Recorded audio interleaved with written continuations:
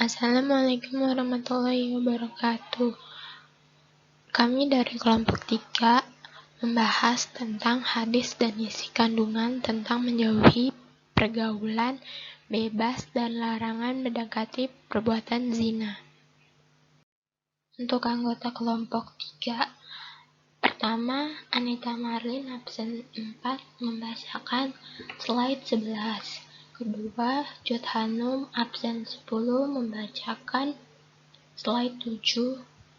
Ketiga, ada Fauzia Liarahmanti membacakan slide 12.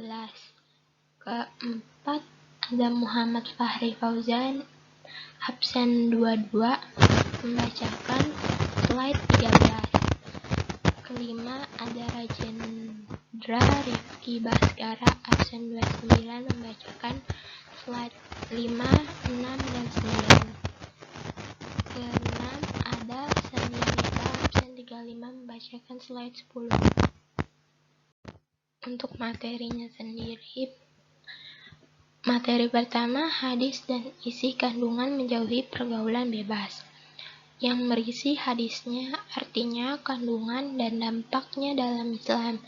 Kedua, ada hadis dan isi kandungan larangan mendekati perbuatan zina.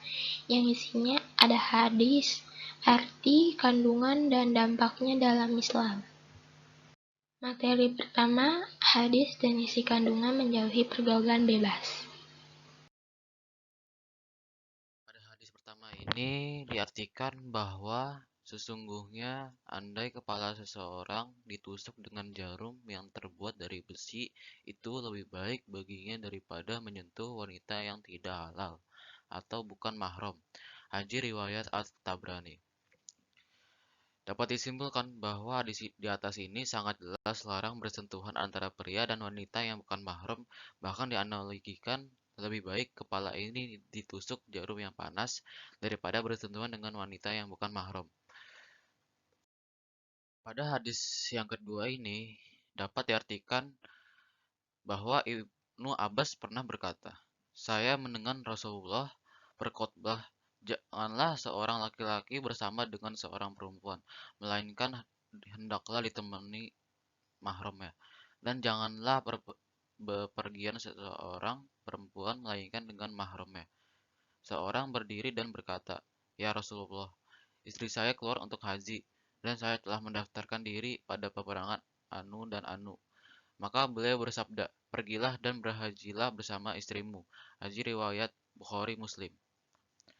Dan hadis ketiga ini dapat diartikan bahwa ingatlah bahwa tidak ada seorang laki-laki itu berhalwat dengan seorang wanita kecuali yang ketiganya adalah setan. Haji riwayat Ahmad, At-Tirmidzi, dan Al-Hakim. Dampak pergaulan bebas dalam Islam. Pergaulan bebas dalam Islam tentunya adalah hal yang dilarang.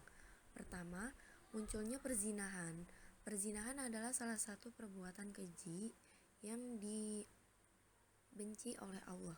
Dua, rusaknya moralitas. Moralitas bisa rusak dari adanya pergaulan bebas.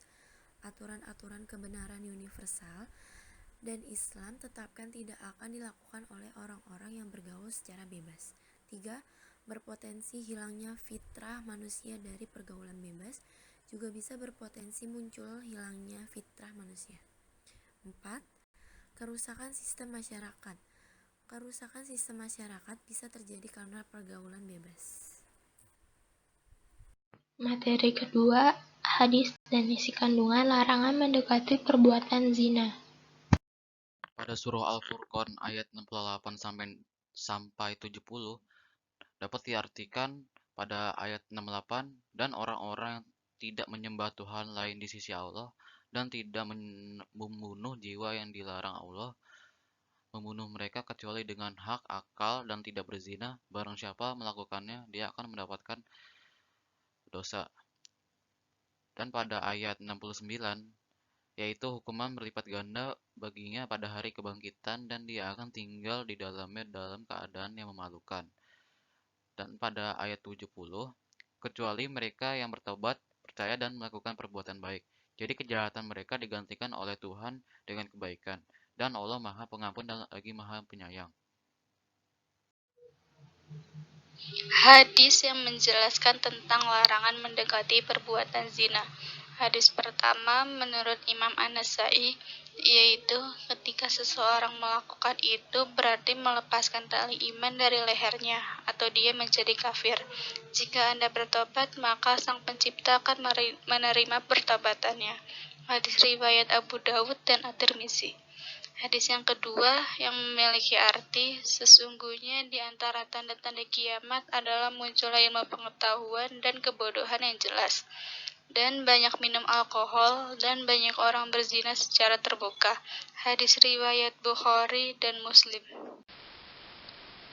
Artinya, seorang perawan dengan seorang perawan, jika dia berzina, kemudian dicambuk 100 kali, dan diasingkan selama setahun.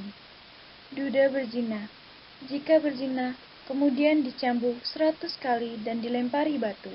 Hadis riwayat Muslim. Nabi melihat, berkata yang artinya, barang siapa berjabat tangan dengan seorang wanita, maka di hari terakhir nanti, dia akan dirantai dengan rantai neraka. Dan jika dia menciumnya, maka pada hari terakhir, bibirnya akan dipotong dengan gunting api neraka. Dan jika dia berzina dengan dia, maka kedua pahanya akan bersaksi di hari terakhir tentang perbuatan keji, dan Tuhan marah padanya. Dampak dalam perbuatan zina menurut Imam Sayuti dalam kitabnya Al-Jami' Al-Kabir menuliskan bahwa perbuatan zina dapat mengakibatkan dampak negatif bagi pelakunya. Dampak negatif menimpa pada saat di dunia dan kelak di akhirat. Pertama, dampak di dunia. A. Menghilangkan wibawa. Pelaku zina akan kehilangan kehormatan, martabat, atau harga dirinya di masyarakat. Bahkan pezina disebut sebagai sampah masyarakat yang telah mengotori lingkungannya. B. Mengakibatkan kefakiran. Perbuatan zina juga akan mengakibatkan pelakunya menjadi miskin, sebab ia akan selalu mengejar kepuasan birahinya. Ia harus mengeluarkan biaya untuk memenuhi nafsu birahinya yang pada dasarnya tidaklah sedikit. C. Mengurangi umur.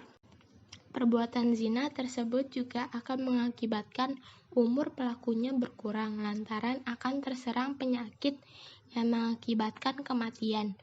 2. Dampak yang akan dijatuhkan di akhirat.